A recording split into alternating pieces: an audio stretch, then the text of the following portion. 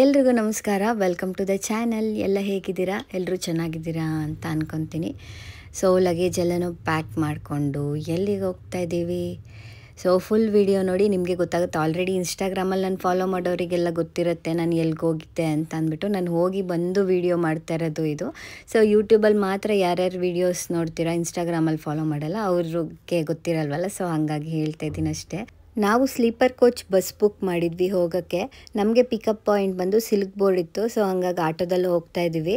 JP ನಗರದಿಂದ silk ಬೋರ್ಡಿಗೆ ನಾವು 15 ಮಿನಿಟ್ಸಲ್ಲೇ reach ಆದ್ವಿ. ಇವಾಗ ಫ್ಲೈಓವರ್ ಆಗಿದ್ದೀಯಲ್ಲ, ಹಾಗಾಗಿ ನಾನು ಮುಂಚೆ ಎಂಬಸಿ ಟೆಕ್ ವಿಲೇಜಲ್ಲಿ ವರ್ಕ್ ಮಾಡ್ತಾ ಇದ್ದೆ. ಅವಾಗ ಕ್ಯಾಬಲ್ಲಿ ಓಡಾಡಬೇಕಾದ್ರೆ 1 ಅವರ್ 1.5 ಅವರ್ ಆಗೋದು ಸಿಲ್ಕ್ ಬೋರ್ಡ್ ಕ್ರಾಸ್ ಮಾಡೋಕ್ಕೆ.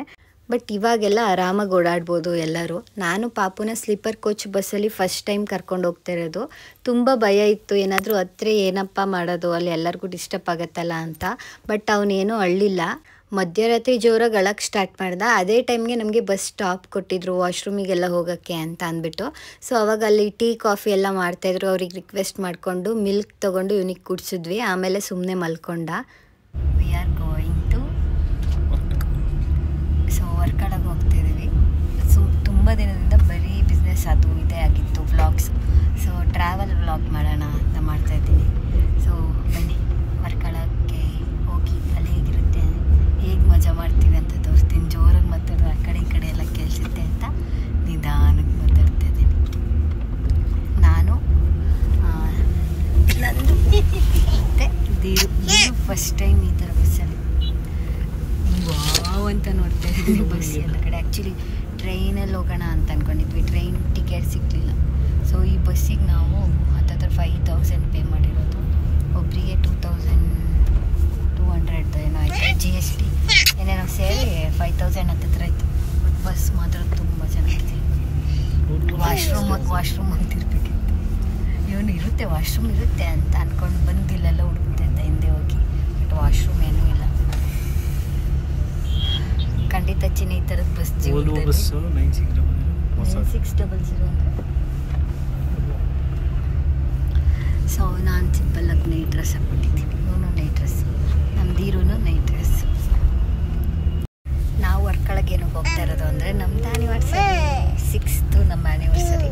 ಅಲ್ಲೋಗಿ ಸೆಲೆಬ್ರೇಟ್ ಮಾಡೋಣ ಅಂತ. ಏನಾದರೂ ಎಲ್ಲರೂ ಹೋಗೋಣ ಅಂತಂದರೆ ಎಲ್ಲ ಅಲ್ಲೇನಿದೆ ಅಂತಾರೆ. ಅಲ್ಲೇನಿರುತ್ತೆ ಅದನ್ನ ಎಕ್ಸ್ಪ್ಲೋರ್ ಮಾಡೋದು. ಬರೀ 3 ಡೇಸ್ ಅಷ್ಟೇ ಹೋಗ್ತಾ ಇರೋದು. ಸೊ ಅದಾದಮೇಲೆ ನಾವು ಫುಲ್ ಬ್ಯುಸಿಯಾಗಿ ಹೋಗ್ಬಿಡ್ತೀವಿ. ಅದಕ್ಕೆ ಆ್ಯನಿವರ್ಸರಿಗಾದರೂ ಎಲ್ಲರೂ ಹೋಗಿ ಬರೋಣ ಅಂತ ಹೋಗ್ತಿದ್ದೀವಿ. ವೀಡಿಯೋ ಮಾಡ್ತಿದ್ದೀನಿ. ಲೈಟ್ ಆಫ್ ಮಾಡ್ತೀಯಲ್ಲ ನೀವು. ನಾನೇನು ಮೇಕಪ್ ಮಾಡ್ಕೊಂಡಿಲ್ಲ, ಲಿಪ್ಸ್ಟಿಕ್ ಒಂದು ಹಚ್ಕೊಂಡು ಬಂದೆ ವೀಡಿಯೋ ಮಾಡಬೇಕು ಅಂತಂದ್ಬಿಟ್ಟು. ಬಟ್ ಫೋಟೋ ತೆಗೆಸ್ಕೊಂಡೆ, ಚೆನ್ನಾಗೇ ಬರಲಿಲ್ಲ.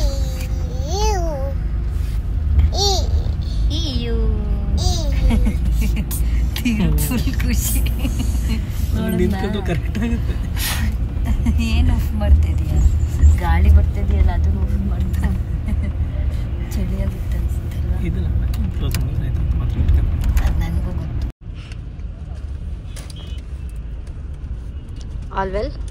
ಯಸ್. You are happy? ಏನೇನಿದೆ ಓಪನ್ ಮಾಡು.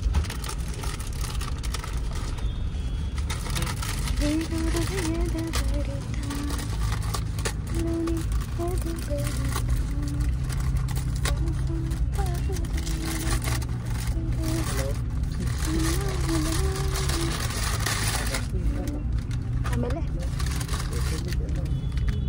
ವೇಫಲ್ಸ್.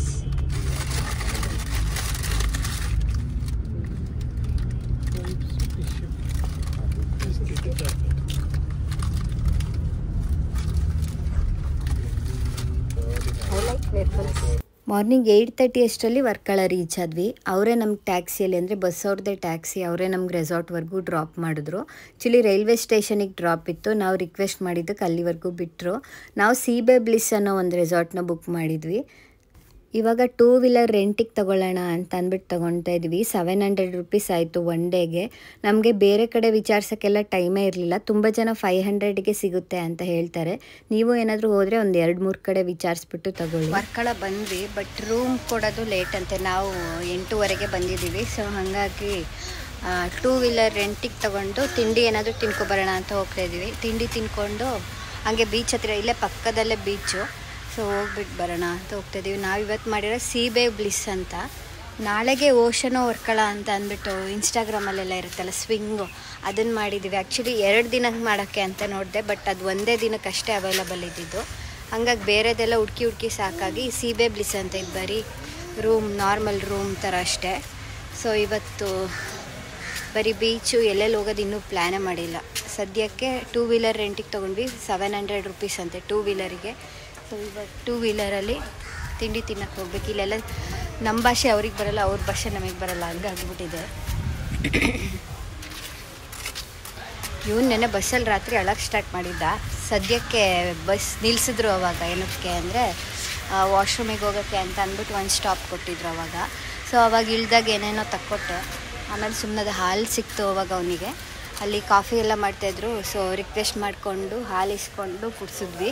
ಆಮೇಲಿಂದ ಸುಮ್ಮನೆ ಮಲ್ಕೊಂಡ. ಸೊ ಬಸ್ಸಲ್ಲಿ ಚೆನ್ನಾಗಿ ನಿದ್ದೆ ಬಂತು.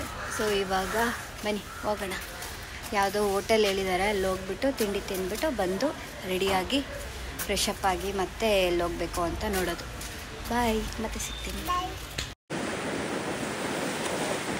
ಇವಾಗ ಬೀಚ್ ಹತ್ರ ಬಂದ್ವಿ. ಬಿಸಿಲು ಇನ್ನೂ ಬಂದು ಡ್ರೆಸ್ ಚೇಂಜ್ ಕೂಡ ಮಾಡಿಲ್ಲ.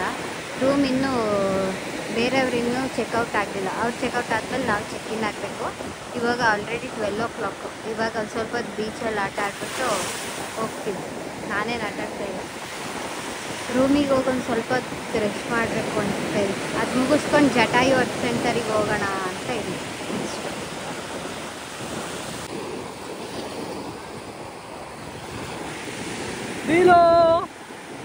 ಡ್ಯಾನ್ಸ್ ಮಾಡಿದ್ದೀರೋ?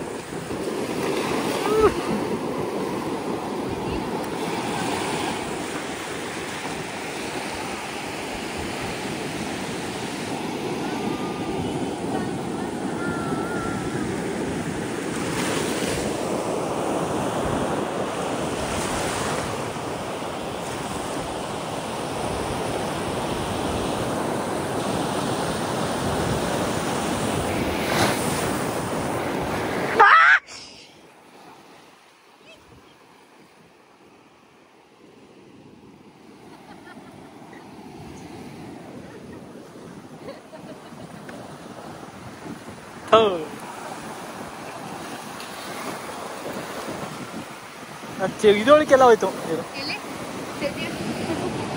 1:30ಗೆ ನಮಗೆ ರೂಮ್ ಸಿಕ್ಕಿದ್ದು. ಅಲ್ಲಿವರೆಗೂ ಬೀಚಲ್ಲೇ ಆಟ ಆಡ್ತಾಯಿದ್ವಿ. ಫ್ರೆಶಪ್ ಆಗಿ ರೂಮಲ್ಲಿ ಲಗೇಜ್ ಇಟ್ಟು ಇವಾಗ ಊಟಕ್ಕೆ ಅಂತ ಬಂದ್ವಿ. ಊಟ ಮುಗಿಸ್ಕೊಂಡು ಜಟಾಯು ಅರ್ತ್ ಸೆಂಟರಿಗೆ ಹೋಗೋಣ ಅಂತ ಇದ್ದೀವಿ. ಗೂಗಲಲ್ಲಿ 5:30 ಲಾಸ್ಟ್ ಅಂತ ಇತ್ತು. ಇವಾಗ ನಾವು ಕೇಬಲ್ ಕಾರಲ್ಲಿ ಹೋಗೋಣ ಅಂತ ಬಂದ್ವಿ. ಆ್ಯಕ್ಚುಲಿ ಜಟಾಯು ಅರ್ತ್ ಸೆಂಟರ್ಗೆ ಯಾರ್ಯಾರು ಬರ್ತೀರೋ ಅವರೆಲ್ಲ ಕ್ಯಾಶ್ ತೊಗೊಬನ್ನಿ.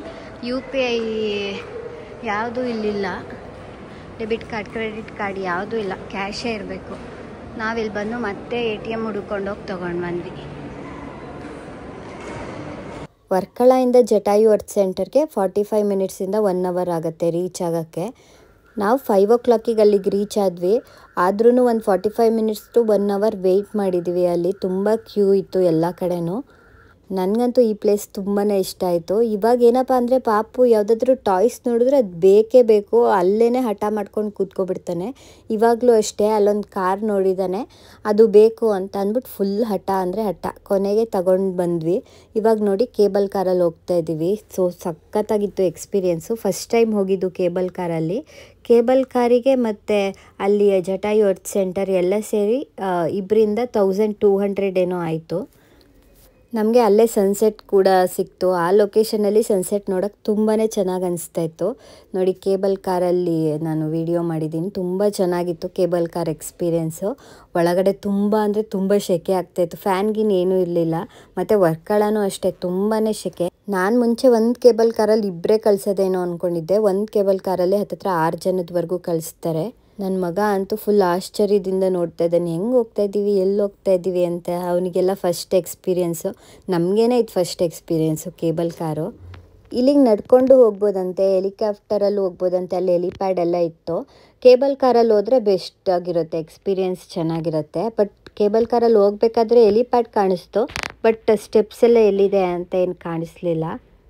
ಸೀತೆನ ರಾವಣ ಎತ್ಕೊಂಡು ಹೋಗ್ಬೇಕಾದ್ರೆ ಜಟಾಯು ಅದನ್ನು ತಡಿಯಕ್ಕೆ ಹೋಗುತ್ತೆ. ರಾವಣ ಜಟಾಯುನ ಸಾಯಿಸ್ತಾನಲ್ವ, ಸೊ ಅವಾಗ ಅದು ಕೆಳಗೆ ಬೀಳುತ್ತಲ್ಲ, ಅದೇ ಪ್ಲೇಸೇ ಇದು ಜಟಾಯು ಅರ್ತ್ ಸೆಂಟರು. ಇಲ್ಲಿ ರಾಮನ ಹೆಜ್ಜೆ ಗುರುತು ಎಲ್ಲನೂ ಕೂಡ ಇದೆ, ಅಲ್ಲಿಗೆ ಗ್ಲಾಸ್ ಹಾಕಿಬಿಟ್ಟು ಇಟ್ಟಿದ್ದಾರೆ. ಮತ್ತು ರಾಮನ ದೇವಸ್ಥಾನನೂ ಕೂಡ ಇದೆ. ನಿಜವಾಗ್ಲೂ ರಾಮನ ದೇವಸ್ಥಾನದಲ್ಲಿ ರಾಮನ ನೋಡೋಕ್ಕೇ ಚೆಂದ, ಅಷ್ಟು ಚೆನ್ನಾಗಿದೆ ಈ ದೇವಸ್ಥಾನದಲ್ಲಿ ರಾಮ. ಇದೊಂಥರ ಈ ದೇವಸ್ಥಾನ ಬಾಲಿ ಥರ ಕಾಣಿಸ್ತಾ ಇತ್ತು ನನಗೆ. ಬಾಲಿಲೂ ಈ ಥರದ್ದು ಒಂದು ಟೆಂಪಲ್ ಇದೆಯಲ್ಲ, ಅಲ್ಲೆಲ್ಲ ಫೋಟೋ ತೆಗೆಸ್ಕೊಂಡಿರ್ತಾರಲ್ಲ, ಆ ಥರ ಇದೆ. ಬಟ್ ಲೊಕೇಶನ್ ಅಂತೂ ಮಸ್ತಾಗಿದೆ. ನೀವು ಏನಾದರೂ ವರ್ಕಳಕ್ಕೆ ಹೋದರೆ ಜಟಾಯು ಅರ್ತ್ ಸೆಂಟರಿಗೆ ಮಾತ್ರ ಮಿಸ್ ಮಾಡಬೇಡಿ. ನಾವು ಬರಬೇಕಾದ್ರೆ ಇದ್ದಿದ್ದ ಕ್ಯೂಗಿಂತ ಹೋಗ್ಬೇಕಾದ್ರೆ ಇನ್ನೂ ದೊಡ್ಡ ಕ್ಯೂ ಇತ್ತು.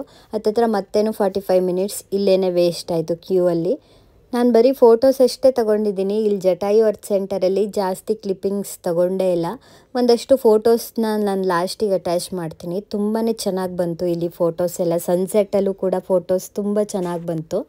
ಹೋಗಬೇಕಾದ್ರೂ ಮತ್ತೆ ಕೇಬಲ್ ಕಾರಲ್ಲೇ ಕರ್ಕೊಂಡು ಹೋಗ್ತಾರೆ. ವರ್ಕಳ ಅಂತೂ ತುಂಬ ಅಂದರೆ ತುಂಬ ಸೆಕೆ.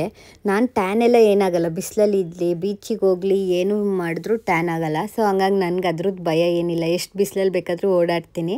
ಪಾಪು ನೋಡಿ ಕ್ಯೂ ಅಲ್ಲಿ ನಾವು ಹೋಗೋ ಟೈಮ್ ಬಂತು ಬಾರೋ ಅಂತ ಅಂದ್ರೂ ಬರ್ತಾ ಇರಲಿಲ್ಲ, ಅಲ್ಲೇ ಆಟಾಡ್ತಾ ನಿಂತಿದ್ದ. ನಾಡಿದ್ರಿಂದ ನಮ್ಮ ಮನೇಲಿ ಎಲ್ಲ ಫಂಕ್ಷನ್ಸ್ಗಳು ಸ್ಟಾರ್ಟ್ ಆಗುತ್ತೆ. ಗೃಹ ಪ್ರವೇಶ, 3 ಮದುವೆ ಇದೆ. ಜೂನ್ 4-5ವರೆಗೂ ಬರೀ ಫಂಕ್ಷನ್ಸ್ಗಳೇ ಇದೆ. ಸೊ ನನಗಂತೂ ಏನಾದರೂ ಟ್ಯಾನ್ ಆಗಿಬಿಟ್ಟಿದ್ರೆ ಫುಲ್ ಫಂಕ್ಷನಲ್ಲೆಲ್ಲ ಕರ್ರು ಕಾಣಿಸ್ತಾ ಇದ್ದೆ ಅಷ್ಟೇ. ಬಟ್ ಟ್ಯಾನ್ ಏನೂ ಆಗಿಲ್ಲ, ಹಂಗೆ ಇದ್ದಂಗೆ ಇದ್ದೀನಿ.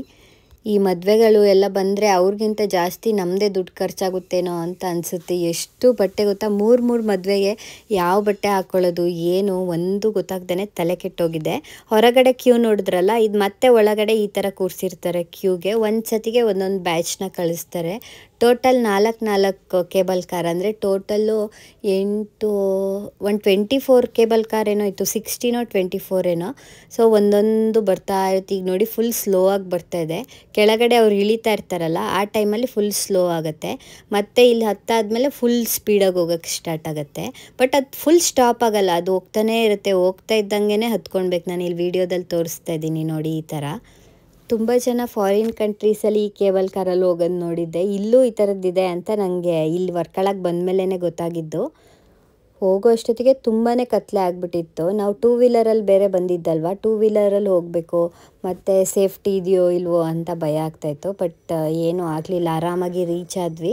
ನಾವು ಹೋಗಿದ್ದ ದಿನ ಏನೋ ಜಾತ್ರೆ ನಡೀತಾ ಇತ್ತು ವರ್ಕಳದಲ್ಲಿ. ಸೊ ತುಂಬ ಕ್ರೌಡ್ ಇತ್ತು, ಎಲ್ಲ ಕಡೆನೂ ಜಾತ್ರೆ. ಅದ್ರದ್ದೆಲ್ಲ ಒಂದು ಕ್ಲಿಪ್ಪಿಂಗ್ಸ್ ತೊಗೊಂಡಿದ್ದೆ. ಜಾತ್ರೆಯಲ್ಲಿ ಏನು ಗೊತ್ತಾ, ಮೈಯಿಗೆಲ್ಲ ಚುಚ್ಕೊಂಡು ನೇತು ಹಾಕಿದ್ರು ತುಂಬ ಜನನ. ನೇತು ಹಾಕಿದ್ರೂ ಕೂಡ ಅವ್ರು ಡ್ಯಾನ್ಸ್ ಮಾಡ್ತಾಯಿದ್ರು. ಆ ಕ್ಲಿಪ್ಪಿಂಗ್ಸ್ ಎಲ್ಲ ತೊಗೊಂಡಿದ್ದೀನಿ. ಬಟ್ ಅದನ್ನು ಆ್ಯಡ್ ಮಾಡಿಬಿಟ್ರೆ ಕಾಪಿರೈಟ್ ಏನಾದ್ರು ಬಂದರೆ ನಾನು ವೀಡಿಯೋ ಮಾಡಿದ್ದೆಲ್ಲ ವೇಸ್ಟ್ ಆಗುತ್ತೆ ಅಂತ ಅದನ್ನು ಆ್ಯಡ್ ಮಾಡ್ತಾಯಿಲ್ಲ. ಇನ್ಸ್ಟಾಗ್ರಾಮಲ್ಲಿ ಹಾಕ್ತೀನಿ ನಾನು ಆ ವೀಡಿಯೋಸ್ನ. ಈ ಜಾತ್ರೆದು ಒಂದು ರೆಕಾರ್ಡ್ ಮಾಡಿದ್ದೀನಿ, ಯಾಕಂದರೆ ಈ ಜಾತ್ರೆಯಲ್ಲಿ ಆ ಥರ ಎಲ್ಲ ಏನೂ ಇರಲಿಲ್ಲ.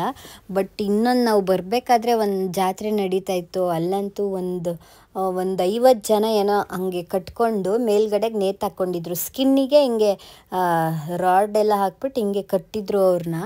ಯಪ್ಪ ನೋಡಿಬಿಟ್ಟು ಸಖತ್ ಭಯ ಆಯಿತು. ಪಾಪು ಮಲ್ಕೊಬಿಟ್ಟಿದ್ದ ಗಾಡೀಲಿ ಆನೆ ತೋರಿಸೋಣ ಅಂತ ಅಂದರೆ, ನಾನು ಸ್ಟಾರ್ಟಿಂಗ್ ಆರ್ಟಿಫಿಷಿಯಲ್ಲು ಅಂತ ಸುಮ್ಮನೆ ನಿಲ್ಲಿಸಿದ್ದಾರೆ ಅಂದ್ಕೊಂಡೆ. ಇಲ್ಲ ನಿಜವಾದ ಆನೆನೇ. ಪಾಪು ಎದ್ದಿದ್ರೆ ಅವ್ನು ನೋಡಿ ಫುಲ್ ಖುಷಿ ಪಡ್ತಾ ಇದ್ದ, ಆನೆ ಆನೆ ಅಂತ ಅಂದ್ಬಿಟ್ಟು. ಇನ್ನೂ ತುಂಬಾ ಕ್ಲಿಪ್ಪಿಂಗ್ಸ್ ಇದೆ, ಬಟ್ ಇದಕ್ಕೆ ಆ್ಯಡ್ ಮಾಡಿದ್ರೆ ತುಂಬ ಲೆಂತಿ ಆಗಿಬಿಡುತ್ತೆ ವಿಡಿಯೋ. ಪಾರ್ಟ್ 2 ಅಲ್ಲಿ ಪೋಸ್ಟ್ ಮಾಡ್ತೀನಿ. ಯಾರೆಲ್ಲ ಸಬ್ಸ್ಕ್ರೈಬ್ ಮಾಡದೆ ವಿಡಿಯೋ ನೋಡ್ತಾ ಇದ್ದೀರಾ, ಪ್ಲೀಸ್ ಸಬ್ಸ್ಕ್ರೈಬ್ ಮಾಡ್ಕೊಂಡು ಸಪೋರ್ಟ್ ಮಾಡಿ. ಪಾರ್ಟ್ 2 ವಿಡಿಯೋದಲ್ಲಿ ಸಿಗ್ತೀನಿ. ಬಾಯ್ ಬಾಯ್.